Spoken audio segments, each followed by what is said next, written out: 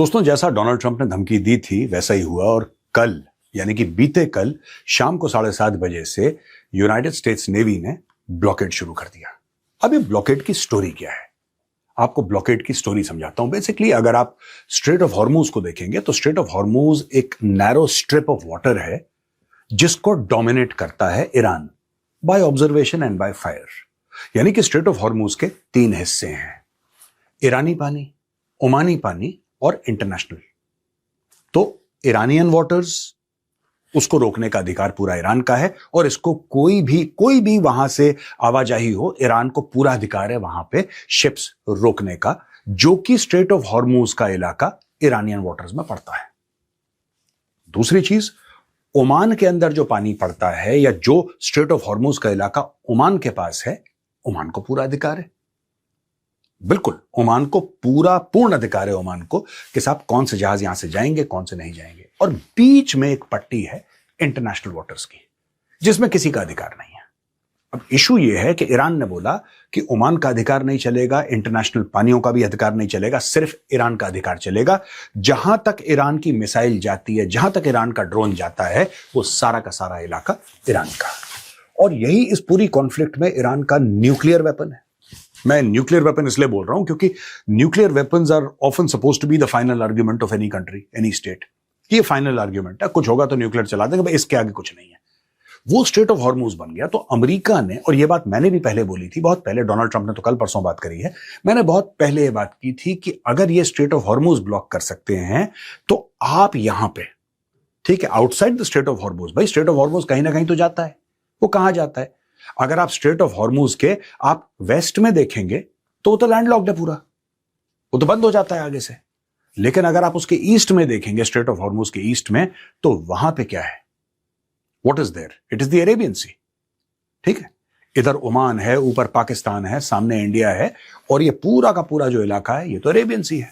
अगर ये अरेबियन सी में हॉर्मूज जाके मिलता है, जैसे कि मिलता है, तो ये ब्लॉकेड कर सकते हैं ईरान के जहाजों को। जैसे ईरान कंट्रोल कर रहा है ना, ईरान कंट्रोल कर रहा है कि साहब हम जाने दें ना जाने दें वो हमारी मर्जी।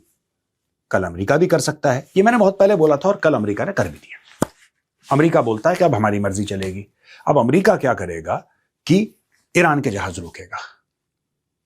क्या अमेरिका इसको कर सकता है? बिल्कुल कर सकता है, इसमें कोई दिक्कत नहीं है। अमेरिका इसको बिल्कुल कर सकता है कि ईरान के जहाजों को अमेरिका रोक देगा। और अगर डोनाल्ड ट्रंप ने इतनी बदतमीजी नहीं की होती वर्ल्ड लीडर्स के साथ, देशों के साथ, और सबको साथ रह के चलता, तो वहां पे 25 देशों की नेवी होती ईरान को ब्लॉकेट करने के लिए।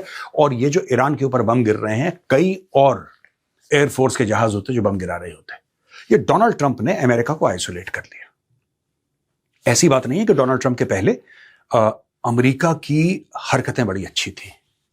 आज की तारीख में जो लोग दोगलापन करते हैं कि ईरान के ऊपर बम गिराया, बहुत गलत किया, तो अफगानिस्तान के ऊपर गिराया था वो ठीक किया था? मैं आपसे पूछ रहा हूं, जो अफगानिस्तान के ऊपर 20 साल अमेरिकन रहे, वहां पे गांव के गांव बर्बाद कर दिया, पूरी शादी की जो बारातें जाती थी, बारातें की बिल्कुल कंप्लीट बारातें उड़ा दी उन्होंने। प्रेडेटर ड्रोन से मारा, एक हेलफायर मिसाइल, पूरी बारात बस में जा रही थी, बारात की बारात गायब कर दी। इराक का पूरा तख्ता पलट कर दिया, सद्दाम को फांसी लगा दी और पूरा इराक बर्बाद कर दिया, लीबिया बर्बाद कर दिया। वो ठीक था? अगर वो गलत था तो ये सही कैसे हो सकता है? और अगर ये सही है तो वो गलत कैसे हो सकता है? भाई ये तो दोगलापन है। तो ये बेसिकली जो आप देख रहे हैं ना कि ईरान, इस पूरी लड़ाई में लोग जो अमेरिका के खिलाफ, वो एक्चुअली ट्रंप के खिलाफ हैं, ट्रंप की हरकतों के खिलाफ है, क्योंकि ट्रंप ने सबकी बेइज्जती कर रखी है। ट्रंप ने सबको देखा। इंडिया को ले लीजिए, डेड इकोनॉमी। आईएमएफ कह रहा है कि India is the fastest growing large economy in the world. 7.3% पे इंडिया ग्रो करेगा, 6.5 पे इंडिया ग्रो करेगा। चाइना को पीछे छोड़ दिया, अमेरिका को पीछे, सबको पीछे छोड़ दिया। इंडिया की ग्रोथ सबसे फास्टेस्ट और डेड इकोनॉमी। अब आप ऐसी बातें करोगे तो जाहिर सी बात है यहां से पुशबैक आएगा। इंडिया को तो उसने कुछ नहीं करा भाई, कुछ नहीं करा। कहने की बात कर रहा हूं मैं। टैरिफ तो बहुत सॉलिड लगाया उसने 50%, लेकिन बाकी देशों की जिस तरीके से, अब जापान की प्राइम मिनिस्टर बैठी है, उसके सामने आप पर्ल हार्बर की बात कर रहे हैं, तो ये बड़बोला है ये ट्रंप। और इसके बड़बोलेपन ने पूरा मामला खराब कर दिया। और इसने अपने, वो ऐसी बात नहीं है कि विदेश के लीडर्स हैं या विदेश की जनता है या कोई और देश है उसकी बेइज्जती, इसने यूनाइटेड स्टेट्स ऑफ अमेरिका में बहुत बड़ा एक ट्रंप के खिलाफ एक लहर चली। आप ये फोटोग्राफ देखिए, इसने अपने आप को जीसस क्राइस्ट बता दिया। जैसे जीसस क्राइस्ट ने एक लाजरस की कहानी है। लाजरस एक शख्स था जो कि मर गया था, तो Jesus raised him from the dead. ये कहानी है, एक बाइबल में इसको बताते हैं कि Jesus raised Lazarus from the dead. ये बाइबल की एक कहानी है। उस कहानी को लेकर डोनाल्ड ट्रंप ने ऐसा बताया कि जैसे एक आदमी बिल्कुल बीमार है या मरा पड़ा है और यहां पे उसको हाथ लगा रहा है, वो ठीक हो रहा है। इसने पोप से लड़ाई मूल, यानी कि कोई ऐसा नहीं है जिसके साथ डोनाल्ड ट्रंप ने बदतमीजी ना करी हो। आज की तारीख में डोनाल्ड ट्रंप का जो सपोर्ट बेस है वो डोनाल्ड ट्रंप के पीछे पड़ गया। और यहां पे यूएस कॉन्स्टिट्यूशन का जो 25th अमेंडमेंट है, वो कह रहे हैं लोग कि यार इसको फायर अप करो, जरा चालू करो 25th अमेंडमेंट को, हटाओ इसको कुर्सी पे, ये आदमी बावला हो गया। तो ये एक बैकग्राउंड चल रहा है दोस्तों। मैं बैकग्राउंड बताना भी जरूरी है कि क्या पॉलिटिक्स चल रही है। अब वापस जियो पॉलिटिक्स पे आते हैं। हुआ यह है कि क्या ये लोग रोक पाएंगे ईरानियन शिप्स को? बिल्कुल रोक पाएंगे। लेकिन जो अमेरिका के साथ हैं, जो अमेरिका के करीबी हैं, वो परेशान होगा। और यहां पे मैं बात कर रहा हूं मुस्लिम अरब स्टेट्स। जो परेशान ईरान है वो तो है, जैसा मैं कई बार बता भी चुका हूं, ईरान के अंदर से कोई खबर नहीं आ रही, क्योंकि ईरान जो है उसने इंटरनेट बंद कर रखा है। वहां पे कोई फॉरेन मीडिया जाने का, वहां पे अल जजीरा नहीं जा सकता, वहां पे बीबीसी नहीं जा सकता, वहां पे कोई भी नहीं जा सकता। लेकिन ये सारे के सारे लोग जो हैं, सारे के सारे लोग इजराइल में दंदनाते फिर रहे हैं। इजराइल में आपको रॉयटर्स भी मिल जाएगा, इजराइल में आपको हमारे इंडिया के टीवी चैनल्स भी मिल जाएंगे। आपको हर एक का बंदा आपको इजराइल में मिल जाएगा। रिपोर्ट कर रहा है, ये बॉम्ब शेल्टर में हम इससे बात कर रहे हैं, यहां पे मिसाइल गिरी थी, ये हो गया, ये देखिए नुकसान हो गया, खुली रिपोर्टिंग चल रही है। ईरान में कुछ नहीं पता। ईरान ने सब लॉकड एंड सील्ड करके रखा हुआ है कि इंफॉर्मेशन बाहर जाए ना। लोग कितना भी परेशान हो, कितना भी तड़पें, लोग तो तब आवाज उठाएंगे ना बाहर वाले, जब उनको ये पता लगेगा ईरान में क्या हो रहा है। ईरान में क्या हो रहा है किसी को पता ही नहीं, क्योंकि ईरान ने बिल्कुल सील पैक कर दिया मामला। और लिमिटेड इंफॉर्मेशन बाहर जा रही है, लोग ईरान को उस लिमिटेड इंफॉर्मेशन से जज कर रहे हैं और लोग कह रहे हैं बहुत बड़े हीरो हैं। यही हो रहा है ना। अब सऊदी अरब का बीच में बयान आया है और सऊदी अरब ये कहता है कि साहब देखिए ऐसा है, ये आप ब्लॉक मत करिए हॉर्मुज को, क्योंकि सऊदी अरब को अभी भी उम्मीद है कि ईरान के साथ कुछ बातचीत हो सकती है, और अगर ईरान के साथ बातचीत हो जाती है फिर हमारा काम चल जाएगा। ईरान के साथ कोई डील हो जाएगी, फिर हमारे शिप्स। अगर आपने ब्लॉक कर दिया, देखिए दो चीजें हैं। डोनाल्ड ट्रंप ने बोला है, एक तो वो ब्लॉक कर रहा है पूरा इलाका, यानी कि हॉर्मुज से आवाजाही जो भी है वो सामने पर्शियन गल्फ में तो टर्मिनेट होगी। वो या पर्शियन गल्फ से अंदर जाएंगे, पर्शियन गल्फ को बाहर आएंगे। हम पर्शियन गल्फ पे ही ब्लॉकेड लगा देते हैं, कहानी खत्म, हॉर्मुज का टंटा ही खत्म कर दो, डन। क्या अमेरिका कर सकता है? एब्सोल्युटली कर भी रहा है, कर चुका है। नेक्स्ट स्टेप क्या होगा? नेक्स्ट स्टेप साहब ये होगा कि जब सबका माल रुकेगा वहां पे, तो जाहिर सी बात है अमेरिका ये बोलेगा कि ये हमारे दोस्त देश हैं, इनका माल जाने दो। यानी कि सऊदी अरब, यानी कि ओमान। ओमान का तो खैर वैसे भी अलग, अगर आप ओमान की ज्योग्राफी देखें तो ओमान तो वैसे भी बिल्कुल अरेबियन सी पे लगता है वैसे। तो Oman is not so dependent on the straight of Hormuz. Oman इतना डिपेंडेंट नहीं है। लेकिन अगर आप और चीजें देखेंगे आपको ये पता लगेगा कि यार ये तो गेम हो गया बहुत बड़ा। यानी कि कतर अपनी गैस कैसे एक्सपोर्ट करेगा? चलिए, अमेरिका ने बोला ओके डन, लेकिन अमेरिका तो बाद में है। स्ट्रेट ऑफ हॉर्मुज में तो फिर भी ईरान खड़ा हुआ है। ईरान ये कहेगा अच्छा तुम हमारी गैस रोकोगे, तुम हमारा ऑयल रोकोगे, तुम हमारे जहाज रोकोगे, अब तुम देखो जो तुम्हारे फ्रेंड्स हैं हम उनका क्या करते हैं, हम उनका क्या करते हैं। ठीक है, यानी कि फिर से रास लफान पे बमबारी और एरामको पे बमबारी, और ये जितने भी ऑयल इंफ्रास्ट्रक्चर है मिडिल ईस्ट पे, उस पे ईरान बमबारी करेगा।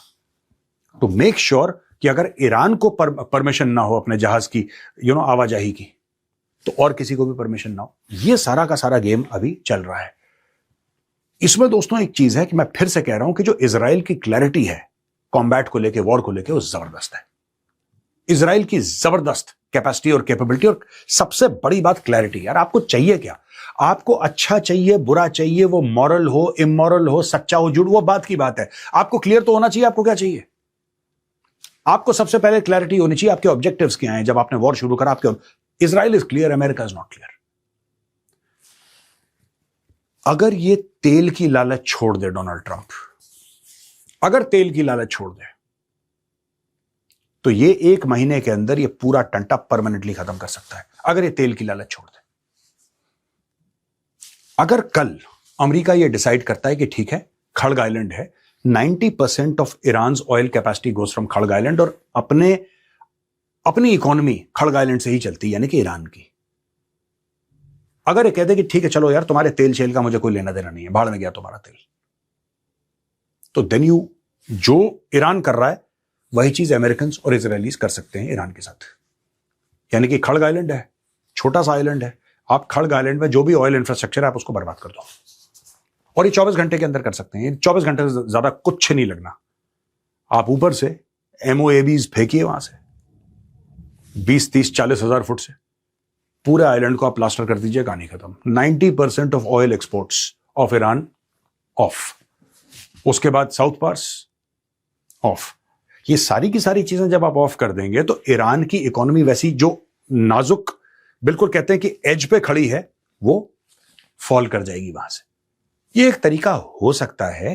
अब Donald Trump oil oil oil की बात कर रहा है, राइट? इनको, ईरानियों को पता है कि आदमी लालची है। इनको पता है कि जब तक इनके पास ऑयल है वो चाहेगा कि सबको मार दे लेकिन ऑयल बचा रहे। इजराइल को ऐसा कोई कंफ्यूजन नहीं है। इजराइल ने इसीलिए साउथ पार्स पे मिसाइल मारी थी, सीधी साउथ पार्स में मारी थी मिसाइल। उसको पता है कि उसको कोई फर्क नहीं पड़ता, उसने वहां पे जाके बमबारी कर दी आपके खड़ग आइलैंड पे।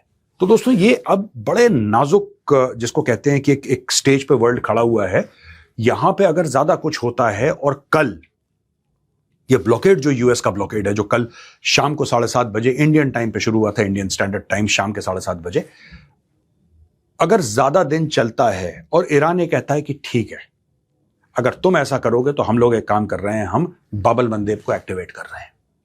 बाबल मंदेब आप मैप पे देख सकते हैं, वो इलाका है जहां पे, जिसको पूरा का पूरा हुथीज कंट्रोल कर सकते हैं अगर हुथीज चाहे तो। हुथीज के पास वो फायर पावर है, हुथीज के पास वो मिसाइल हैं, वो ड्रोन्स हैं, और ईरान सपोर्टेड है हुथीज। तो बहुत बड़ी प्रॉब्लम दुनिया के लिए हो जाएगी दोस्तों। We are looking at global recession अगर इन चीजों को जल्दी से यूएस ने कंट्रोल नहीं करा।